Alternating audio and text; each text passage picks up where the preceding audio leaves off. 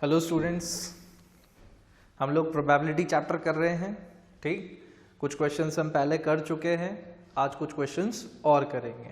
ठीक, तो क्वेश्चन आपके सामने लिखा हुआ है, अ डाई इज थ्रोन 1000 टाइम्स। अब ये डाई क्या चीज़ होता है? ठीक, तो डाई आपने देखा होगा, एक क्यूबिकल शेप का आपका टॉय होता है खेलने के लिए। ठीक, इस तरह से यहाँ पर आपका एक टॉय होता है जिसपे नंबर्स या डॉट्स बने हुए होते हैं। ठीक, ऐसे डॉट्स बने हुए होते हैं 1 2 3 इस तरह से। ठीक, हिंदी में उसे पासा बोलते हैं। ठीक, पासा। ठीक, तो ये वो है डाई। ठीक, क्यूबिकल शेप का जो लूडो वगैरह इन सब गेम्स में यूज होता है। ठीक, तो इस डाई को आपने क्या किया, 1000 टाइम्स टॉस किया।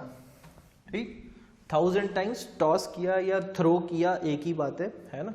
और अब डाइस थ्रो करेंगे तो क्या क्या आउटकम्स आ सकते हैं उसके। भाई डाइस पे 1 से लेके 6 तक नंबर होते हैं, तो कोई भी आ सकता है। 1 आ सकता है, 2 आ सकता है, 3 4 5 6 कुछ भी आ सकता है ना। 7 तो नहीं आएगा ना, बिल्कुल नहीं, 7 नहीं आ सकता है ना, क्योंकि 6 तक ही नंबर होते हैं, तो 6 से ग्रेटर नहीं आएगा, 1 से लेस नहीं आएगा। ठीक, चलिए, तो 1000 टाइम्स टॉस किया। अब जो जो आउटकम आता गया उसको नोट करते गए। ठीक, तो यहाँ पर आपको एक टेबल दे रखी है जिसमें आउटकम्स कितनी बार आए उसका रिकॉर्ड है। ठीक, तो 1 जो है वो टोटल 179 टाइम्स आया है। ये जो फ्रीक्वेंसी है ये यही बता रहा है कि भाई कोई आउटकम है वो कितनी बार आया। ठीक, तो 1 जो है वो 179 टाइम्स आया, 2 जो है वो 150 टाइम्स आया है, 3 जो है 157, 4 149 times, 5 175 times and 6 is 190 times. ठीक, ये आपको पूरा डेटा गिवन है। Now you need to find the probability of happening of each outcome. ये जितने भी आउटकम्स यहाँ पर आए हैं इनके होने की आपको प्रोबेबिलिटी कैलकुलेट करनी है। ठीक, तो प्रोबेबिलिटी कैलकुलेट करने का हमारा एक मात्र फॉर्मूला है अभी यहाँ पर। ठीक, जो हमने पढ़ा है, number of trials in which event E happened या occurred, कुछ भी लिख सकते हैं आप, है ना, upon total number of trials। ठीक है, तो भाई आप यहां पर देखो कि हमने टोटल कितने ट्रायल्स लिए, कितनी बार हमने डाई को रोल किया या थ्रो किया। आपको क्वेश्चन में मेंशन है कि हमने 1000 टाइम्स थ्रो किया डाई को, तो टोटल नंबर ऑफ ट्रायल्स हमारे पास कितने हो गए, 1000। ठीक है, 1000 टाइम्स हमने डाई को रोल किया। अब हमें हर इवेंट की प्रोबेबिलिटी कैलकुलेट करनी है। जितने भी इवेंट्स है, 6 के 6 इवेंट्स हैं यहाँ पर, एक इवेंट ये है, ये है, ये है, इस तरह से टोटल 6 इवेंट्स है और हमें इन सब की प्रोबेबिलिटी कैलकुलेट करनी है। ठीक, तो कैसे करेंगे भाई, आप देखो, प्रोबेबिलिटी ऑफ गेटिंग 1 आने की प्रोबेबिलिटी हमें फाइंड आउट करनी है कि 1 की क्या प्रोबेबिलिटी होगी, है ना, किस प्रोबेबिलिटी के साथ ये अकर हुआ है। तो हम इसको P ऑफ 1 लिख सकते हैं, बिल्कुल, है ना, probability of getting 1, P of 1। तो 1 हमारे पास कितनी बार आया, 179 टाइम्स, और कितनी बार हमने टोटल ट्राई किया, 1000 टाइम्स, तो प्रोबेबिलिटी हो गई 179/1000। ठीक है, ये अगर यहाँ पे सिंप्लीफाई हो रहा है तो आप इसको सिंप्लीफाई करेंगे, और नहीं हो रहा है तो इसको एज इट इज छोड़ दें। ठीक है, तो प्रोबेबिलिटी ऑफ गेटिंग 1 हमारे पास कितनी हो गई, 179/1000। इसी तरह से 2 की प्रोबेबिलिटी कैलकुलेट कर सकते हैं। प्रोबेबिलिटी ऑफ गेटिंग 2 आने की प्रोबेबिलिटी क्या होगी, तो हम उसको P2 से डिनोट कर दें। तो भाई आप देखो, 2 जो है वो क्या है, 150 टाइम्स आ रहा है 2 आउट ऑफ 1000, तो प्रोबेबिलिटी हो गई 150/1000। ठीक, तो ये फॉर्मूला यूज करके ही आपको सबकी प्रोबेबिलिटी कैलकुलेट करनी है। ठीक, तो बिल्कुल जैसे हमने ये कैलकुलेट किया सेम बाकी सबकी भी कैलकुलेट हो जाएगी। तो मैं सबके आंसर्स डायरेक्टली लिख दूं यहां पर। ठीक, तो P ऑफ 3 अगर हमें कैलकुलेट करना है तो क्या हो जाएगा भाई 157 अपॉन 1000। ठीक, P ऑफ 4 की हम बात करें तो वो हो जाएगी 149 अपॉन 1000। ठीक है, 5 और 6 की मैं नहीं लिख रहा हूं, 5 और 6 की आप खुद से लिखिएगा। ठीक, P ऑफ 5 आपको कैलकुलेट करना है और P ऑफ 6 भी आपको खुद से कैलकुलेट करना है। ठीक है, चलिए नोट डाउन कर लें इसको और आंसर भी कैलकुलेट करें।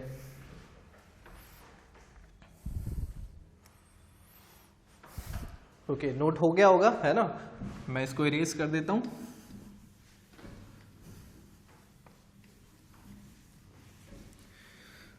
तो इस पूरे चैप्टर में आपका बस ये एक ही फॉर्मूला है जो बार बार यूज होगा, है ना।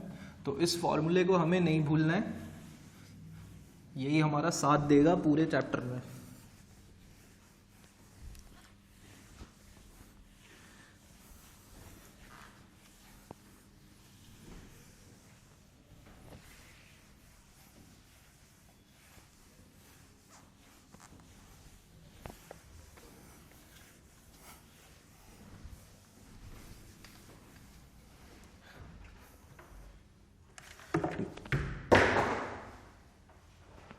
चलिए नेक्स्ट क्वेश्चन जो है वो आप लिखें, है ना। नेक्स्ट क्वेश्चन मैं बोल देता हूं। The record of a weather station shows that out of the past 250 consecutive days, comma, its weather forecast were correct 175 times, full stop. What is the probability that on a given day, फिर first part आप करके लिखेंगे it was correct,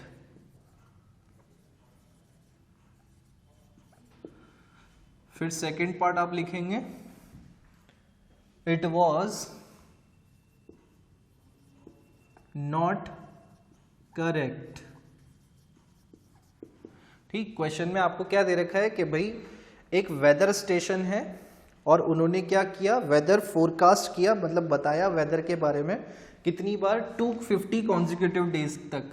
ठीक, 250 consecutive days यानी कि लगातार 250 days तक उन्होंने आपको वेदर फोरकास्ट बताई कि भाई कल ये ऐसा मौसम रहेगा, परसों ऐसा रहेगा, कल ये होने वाला है, परसों ये होने वाला है। इस तरह से आपको पूरा ऐसे डिटेल बताया लगातार 250 डेज तक।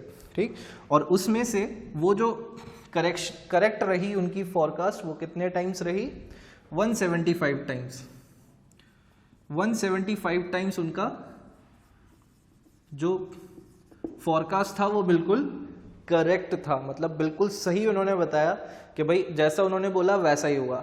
ठीक, तो अब हमें यहाँ पर ये बताना है कि भाई इस बात की क्या प्रोबेबिलिटी होगी, what is the probability that on a given day it was correct.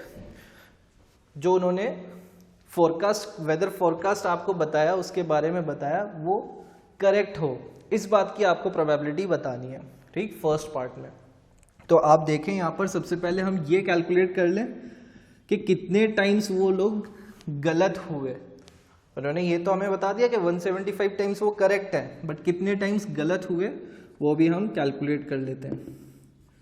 Number of times weather forecast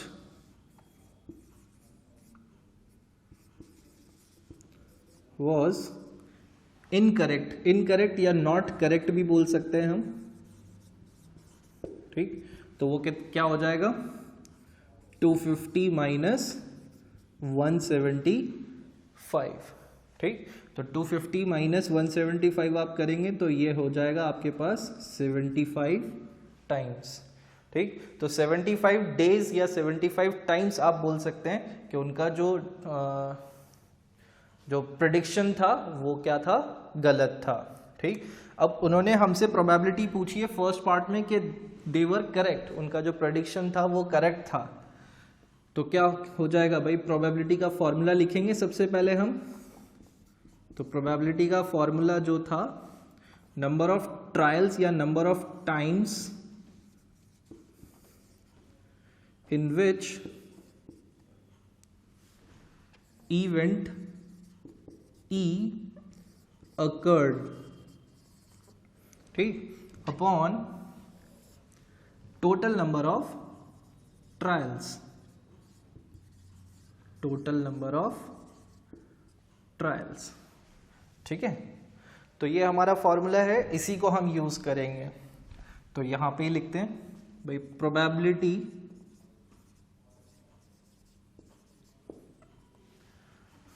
that it was correct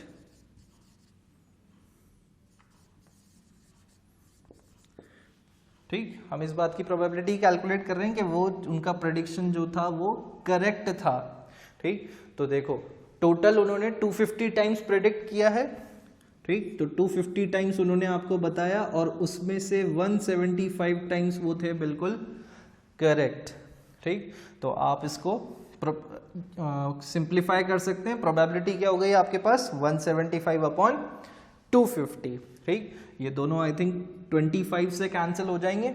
इसको आप 25 से कैंसिल करोगे तो ये हो जाएगा 7 टाइम्स और ये हो जाएगा 10 टाइम्स। आप इसको चाहें तो डेसिमल में कन्वर्ट कर लें, 0.7। ठीक है। तो कितनी बार करेक्ट हुई उस बात की प्रोबेबिलिटी हमने कैलकुलेट कर ली है। अब हमें कैलकुलेट करना है that it was not correct. ठीक। कि जो वेदर फोरकास्ट था, जो वेदर स्टेशन था, उनकी प्रेडिक्शन गलत थी, वो हमें पता लगाना है। तो देखो 75 times they were not correct, तो प्रोबेबिलिटी क्या हो जाएगी, probability of not correct prediction. मैंने स्टेटमेंट नहीं लिखा है, डायरेक्ट बस इस फॉर्म में लिख दिया, प्रोबेबिलिटी नॉट करेक्ट। तो ये क्या हो जाएगा, इज इक्वल्स टू 75 टाइम्स जो है वो करेक्ट नहीं थे और टोटल 250 ट्रायल्स उनके थे। ठीक है। तो 75 अपॉन 250 यहां पर आपकी हो गई प्रोबेबिलिटी। इसको आप सिंप्लीफाई करोगे तो ये कैंसिल हो रहा है 25 से 3 टाइम्स और ये 25 से कैंसिल हो रहा है 10 टाइम्स। तो आप इसको डेसिमल में करेंगे तो ये हो जाएगा 0.3। ठीक है। तो आप इस तरह से यहाँ पर प्रोबेबिलिटी कैलकुलेट कर सकते हैं। ठीक। इसका एक और तरीका है, वो भी मैं बता देता हूँ, है ना, कि इसको एक तरीके से और कैलकुलेट किया जा सकता था। देखो हमने ये 0.7 कैलकुलेट कर ली और अब ये कैलकुलेट करने का, प्रोबेबिलिटी ऑफ नॉट करेक्ट को हम कैलकुलेट करने का एक मेथड और यूज कर सकते हैं। मैंने आपको इससे पहले वाली क्लास में बताया था that probability of happening an event plus probability of not happening an event, किसी इवेंट के होने की प्रोबेबिलिटी और सेम उसी इवेंट के नहीं होने की प्रोबेबिलिटी, इन दोनों का सम हमेशा क्या होता है, 1। ये हमने फर्स्ट क्लास में पढ़ा था। ठीक है, जो फर्स्ट लेक्चर था। अब यहां पर आप देखो, आपने होने की प्रोबेबिलिटी बता दी, करेक्ट होने की प्रोबेबिलिटी, ठीक, जो कि थी हमारी 0.7। अब आपको इनकरेक्ट होने की प्रोबेबिलिटी बतानी है, तो ये हो जाएगा प्रोबेबिलिटी ऑफ इनकरेक्ट, हम PE ही रखें इसको, इज इक्वल्स टू 1।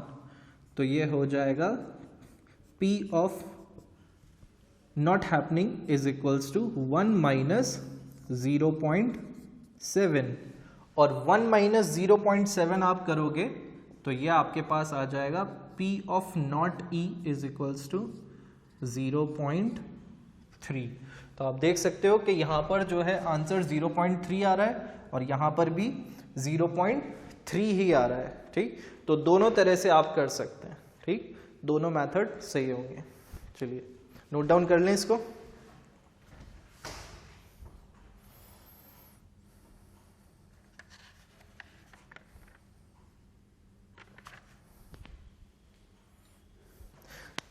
कर लिया होगा आपने नोट डाउन। नेक्स्ट क्वेश्चन लिखें। नेक्स्ट क्वेश्चन है 1000 families with 2 children were selected randomly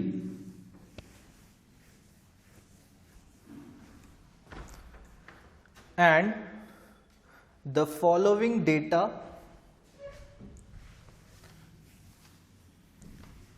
were recorded.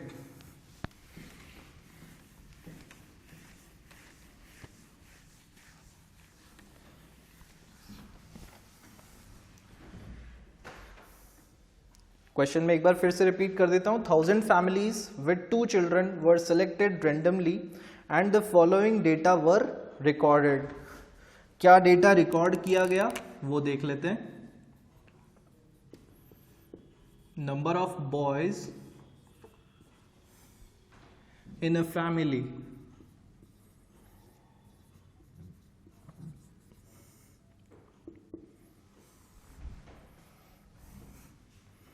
और नंबर ऑफ फैमिलीज। ठीक, क्वेश्चन में क्या बोला था कि 1000 फैमिलीज ली गई हैं और ऐसी फैमिली ली हैं जिसमें सिर्फ 2 ही चिल्ड्रन हैं, 2 ही बच्चे हैं उस फैमिली में।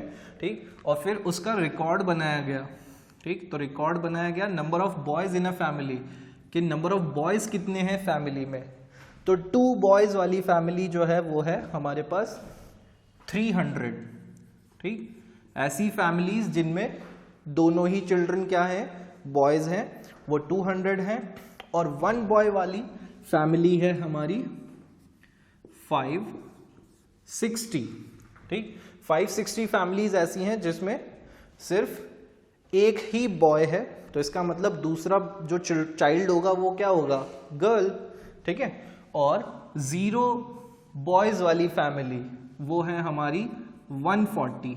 अब 0 बॉयज का मतलब ये है कि वहां पर दोनों ही चाइल्ड क्या है, गर्ल है। ठीक, यही मतलब हुआ इसका। यहाँ पर 2 बॉयज मतलब दोनों ही चाइल्ड जो है वहां पर बॉय है। 1 बॉय का मतलब है कि एक चाइल्ड जो है बॉय है, दूसरा चाइल्ड गर्ल है। और 0 बॉयज मतलब दोनों ही चाइल्ड क्या है, गर्ल है। ठीक है, तो ये आपका डेटा यहाँ पर गिवन है।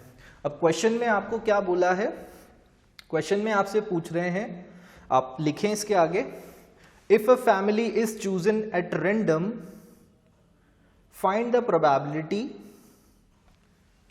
दैट इट हैज, फिर फर्स्ट पार्ट है नो बॉय, नो बॉय, उस फैमिली में कोई बॉय नहीं हो, फर्स्ट पार्ट। ठीक, second part 1 boy,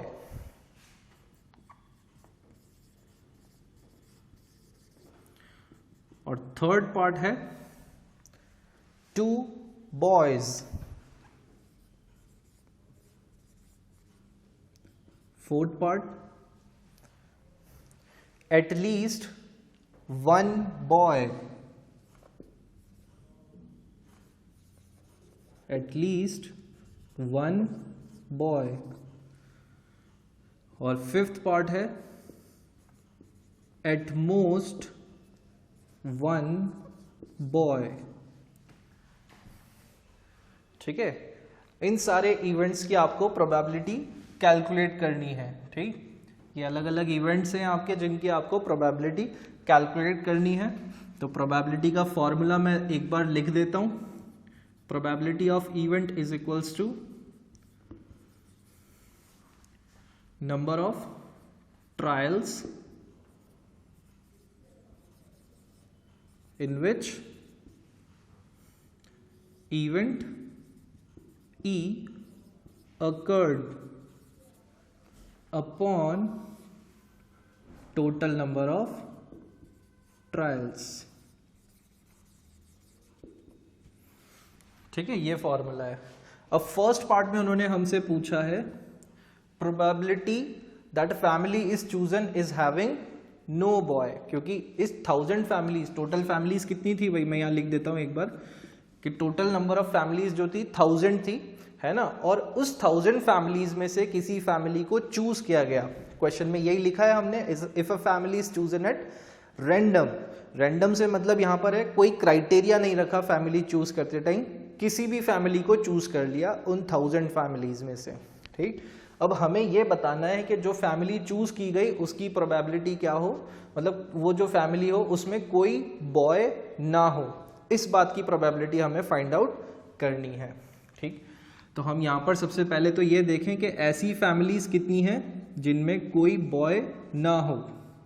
number of families with no boy, जिसमें कोई भी बॉय ना हो, मतलब 0 बॉयज हो, ठीक। तो ऐसी फैमिलीज हमारे पास कितनी है 140, ठीक है।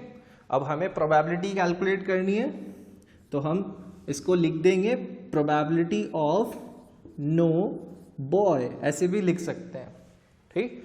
प्रोबेबिलिटी ऑफ नो बॉय, तो ये क्या हो जाएगा 140 अपॉन 1000, ठीक है।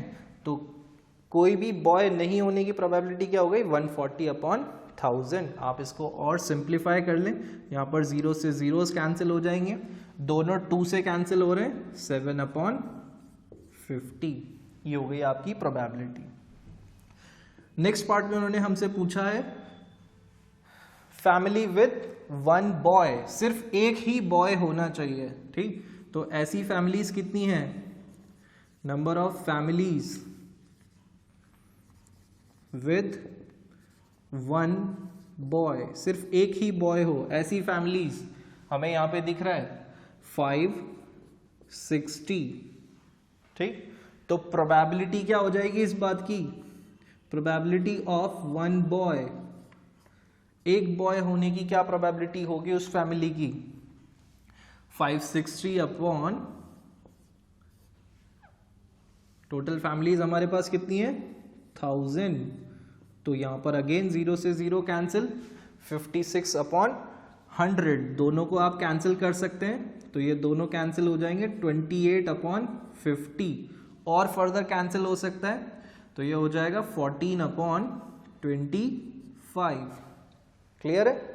तो ये आ गई आपकी प्रोबेबिलिटी ऑफ 1 बॉय। अब उन्होंने आपसे नेक्स्ट पार्ट में पूछा है प्रोबेबिलिटी ऑफ 2 बॉयज, 2 बॉयज होने की प्रोबेबिलिटी आपको फाइंड करनी है, ठीक। तो मैं अब स्टेटमेंट्स नहीं लिख रहा हूं और डायरेक्ट आंसर लिखूंगा, ठीक। आप लोग स्टेटमेंट्स भी लिखेंगे, है ना, जैसे मैंने यहां पर भी स्टेटमेंट नहीं लिखा है तो आपको स्टेटमेंट लिखना है, probability that family is having no boy, ठीक। फिर उसके बाद ये लिखना है, स्टेटमेंट जरूर लिखिएगा। चलिए मैं डायरेक्ट आंसर लिखूंगा यहाँ पर, प्रोबेबिलिटी ऑफ 2 बॉयज, 2 बॉयज आने की प्रोबेबिलिटी कैलकुलेट करनी है, तो प्रोबेबिलिटी ऑफ 2 बॉयज, आप देखो यहाँ पर ऐसी फैमिलीज जिनमें 2 बॉयज हों, तो ऐसी फैमिलीज कितनी है जिनमें 2 बॉयज हैं 300, तो प्रोबेबिलिटी क्या हो जाएगी हमारे पास 300 अपॉन 1000, सिंप्लीफाई करेंगे तो 3/10, ठीक। 4th पार्ट की बात करें तो 4th पार्ट में आपसे पूछा जा रहा है एटलीस्ट 1 बॉय। अब यहां पर एटलीस्ट का क्या मतलब होता है उसको हम समझते हैं, तब तक आप पहले ये नोट डाउन करें फिर आगे देखते हैं।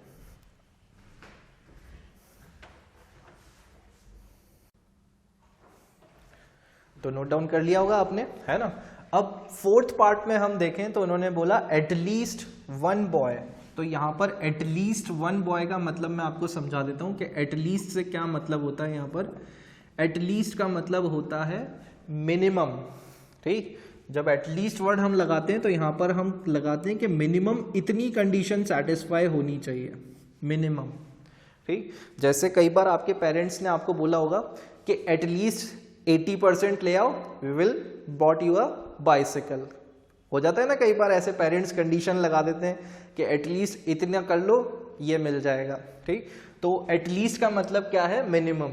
अब अगर आप 80% से ज़्यादा ले आओ तो ऐसा थोड़ी कि पेरेंट्स आपको लड़ेंगे, नहीं ना, वो तो और बढ़िया खुश हो जाएंगे।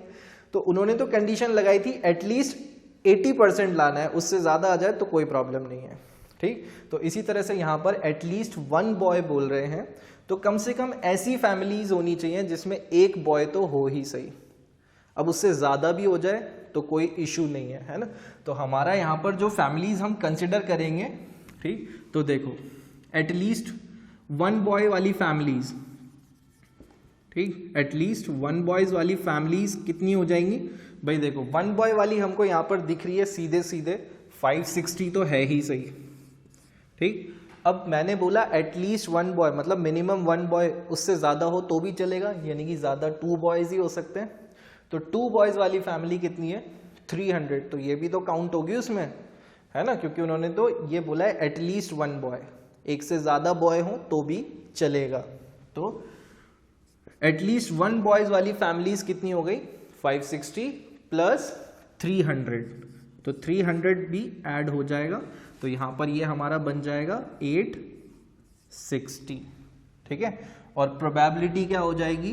Probability at least 1 boy is equals to 860 upon 1000, ठीक। आप इसको सिंप्लीफाई कर लेंगे।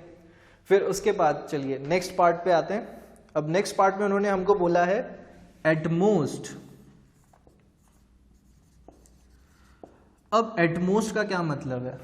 एटमोस्ट का मतलब है मैक्सिमम, ठीक। एटलीस्ट का मतलब तो था मिनिमम, और एटमोस्ट का मतलब है मैक्सिमम, कि इससे ज्यादा नहीं होना चाहिए, ठीक भाई, चाहे जो हो जाए एक बॉय से ज्यादा नहीं होना चाहिए। बोलते हैं ना लिमिट है यहाँ पर, बस इससे ज्यादा नहीं होना चाहिए, ठीक। तो एटमोस्ट 1 बॉय, ऐसी फैमिलीज जिसमें सिर्फ एक ही बॉय हो ज्यादा से ज्यादा, उससे कम होगा तो भी चलेगा, ठीक है। एटमोस्ट 1 बॉय, तो उससे कम वाले भी कंसिडर कर लेंगे हम, है ना। तो उससे कम वाले कंसिडर करने तो नो बॉयज वाली फैमिली होगी, ठीक। तो एटमोस्ट 1 बॉय वाली फैमिलीज कितनी हो जाएंगी? देखो एटमोस्ट 1 बॉय, तो इसमें कितनी फैमिलीज आ जाएंगी भाई? 1 बॉय वाली 560 तो हमको दिख ही रही है कि 560 फैमिलीज तो आनी है, और नो बॉयज वाली फैमिली भी इसमें काउंट हो जाएगी, तो प्लस 140, आप इसको ऐड करोगे तो ये हो जाएगा 700, ठीक। तो 700 फैमिलीज ऐसी हो गई जिसमें हमारा एटलीस्ट एटमोस्ट 1 बॉय है ना। तो ये वाली फैमिलीज कितनी हो गई हमारी? 700। तो प्रोबेबिलिटी क्या हो जाएगी? Probability at most 1 boy is equals to हो जाएगा 700 अपॉन 1000, ठीक। आपको इसको सिंप्लीफाई करना होगा, ठीक। तो इसको नोट डाउन कर लें।